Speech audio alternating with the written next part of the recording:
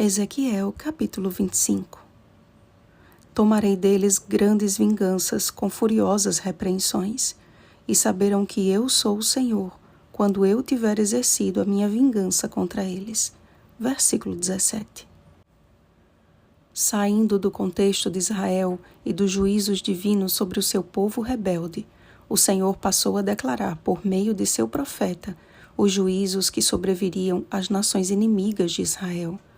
Mediante a zombaria de Amon, o desprezo de Moabe, a atitude vingativa de Edom e da Filístia, com relação à casa de Judá, Deus revelaria o seu poder de justa vingança, de forma que esses povos reconhecessem que o Senhor é Deus.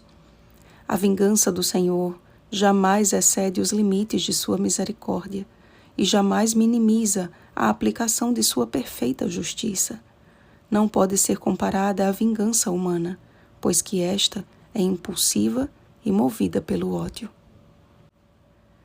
Desprovido de qualquer recurso material e com aparência simples, Elias foi o atalaia de Deus em tempos de completa apostasia. O rei Acabe havia se tornado uma marionete sob a regência de Jezabel, uma rainha má e terrivelmente idólatra. Ao profetizar contra a nação e declarar o período de seca que assolaria a terra, Elias expôs a situação da nação eleita, espiritualmente seca e sem vida. Como as nações pagãs referidas no capítulo de hoje, há grande perigo quando existe amálgama entre o povo de Deus e aqueles que não o servem. Foi assim quando, vendo os filhos de Deus que as filhas dos homens eram formosas, tomaram para si mulheres, as que entre todas mais lhes agradaram. Gênesis capítulo 6, versículo 2. Isso aconteceu, e a maldade se instalou em cada coração, de modo que o dilúvio foi o triste fim da insensata escolha. A vingança ou juízo do Senhor não existe como uma forma divina de descarregar a sua ira sobre a humanidade, nem apenas como um meio de ferir os que não o agradam.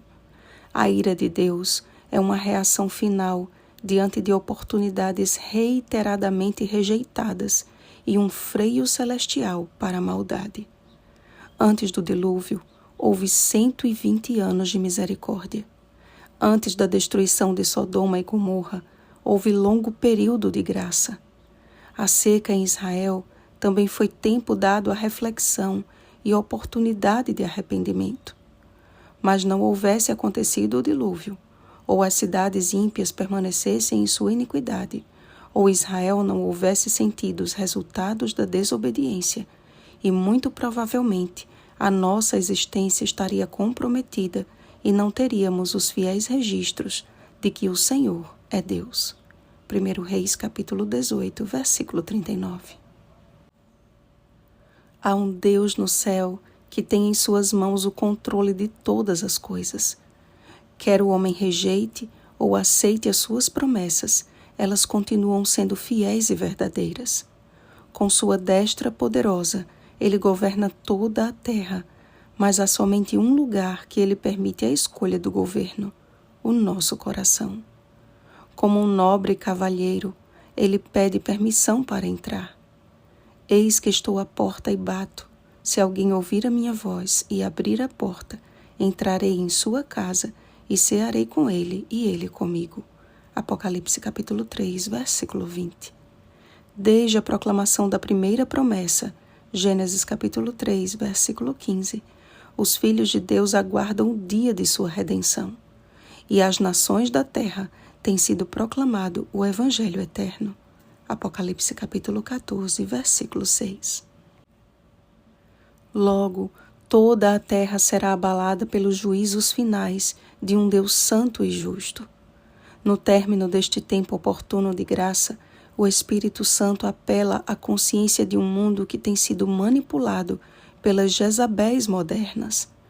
A nossa mente não pode entender as coisas espirituais e ouvir com clareza a voz de Deus enquanto estiver sendo bombardeada com as influências deste século.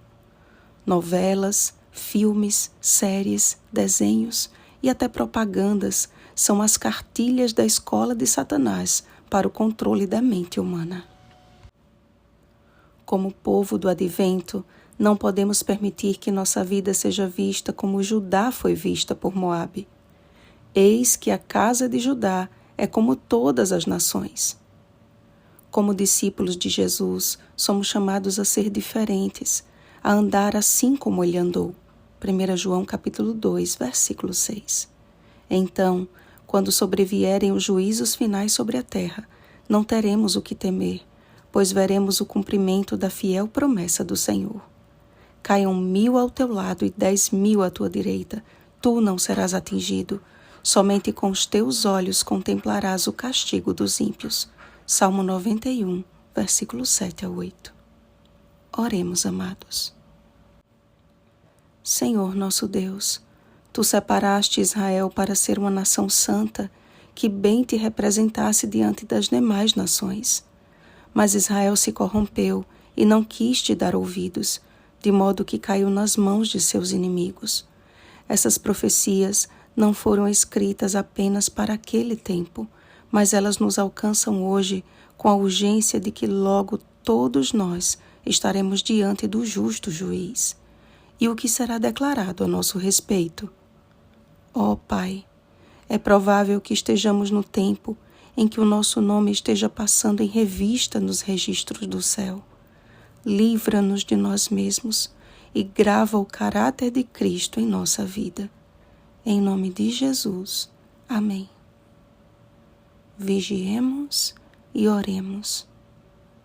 Um bom dia da preparação, semelhantes a Jesus. Oremos pelo batismo do Espírito Santo. Oremos uns pelos outros. Rosana Garcia Barros.